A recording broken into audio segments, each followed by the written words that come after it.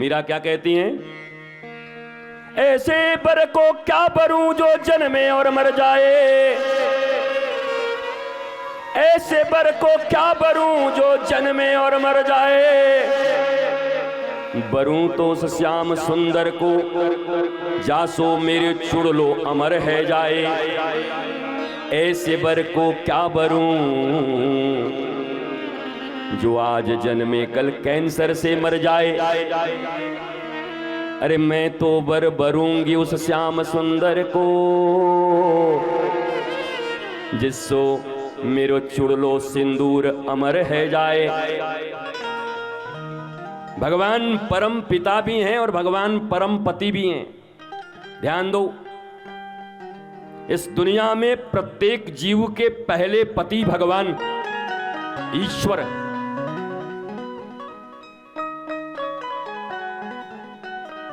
तो पति के साथ भी, पत्नी के साथ भी, परिवार के साथ भी जीवन उन्हीं का अच्छा होगा जिनका परम पिता और परम पति पर विश्वास होगा, जिनका उनसे लगाव होगा। परम पति को तो चाहते नहीं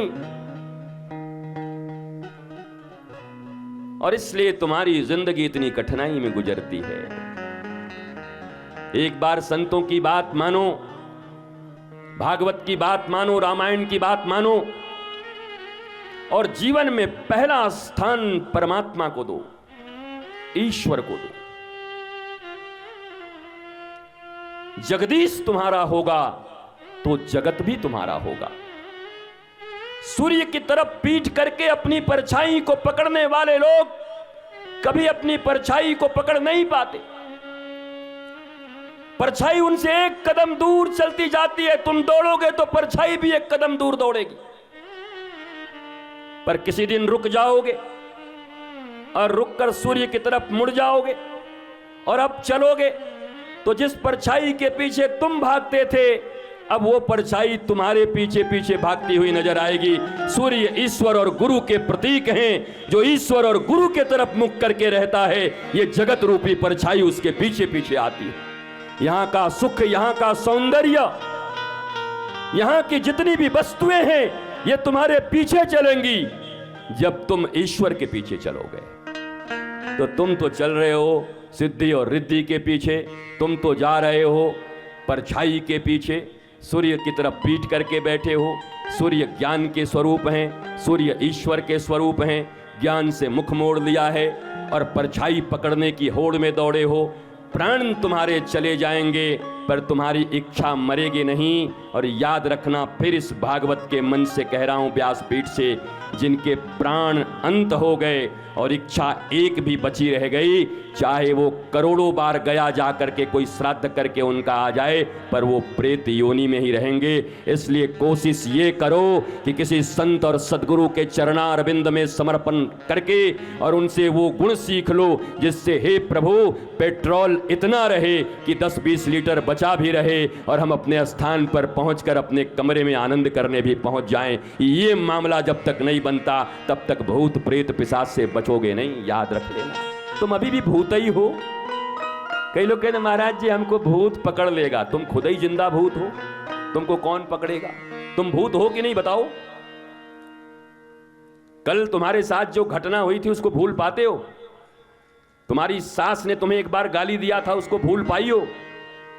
तुम्हारी बहू ने एक बार तुम्हारे चाय को गिरा दिया था, उसको भूल पाई हो?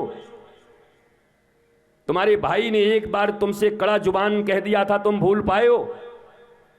कहां भूल पा रहे हो तुम? कहां अपमान भूल रहे हो? तुम तो भूत में ही जिंदा हो और अब कह रहे हो मैं भूत पकड़ लेगा। भूतों को कहीं भूत पकड़ता है? तुम तो खुद ही जिंदा भूत हो, न जाने कितनों को पकड़ के बैठे हुए हो। तुमसे बचना है लोगों को। हम तो लोगों को यह कला सिखा रहे हैं कि तुम जैसे भूतों से वो बच जाएं जो भूतकाल में जीते हैं।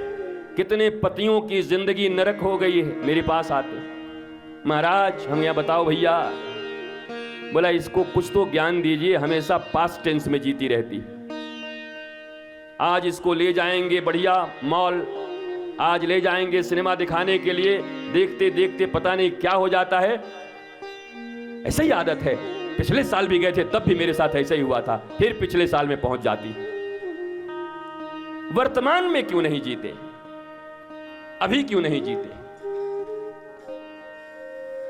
मैंने कहा ना, प्रेत डोलते रहते हैं। देखो यहां भी प्रेत डोल रहे हैं कि नहीं? देखो, प्रेत हवा होता है, डोलता रहता है इधर से उधर, इधर से उधर, चैन नहीं है उसको। घर में रहेगा तो सोचेगा कथा में आ जाऊं, कथा में आएगा तो बड़ा थोड़ा घर चला जाऊं। जिसको चैन नहीं है, बेचैन है, तो अपनी मौज को बरकरार रखिए। जिंदगी में धार्मिक होने का अर्थ यही है, तुम्हारी मस्ती तुमसे कोई न छीन सके। जहां रहो, जैसे रहो, जिस देश में, जिस वेश में, परिवेश में रहो, राधा रमण राधा रमण राधा रमण कहो।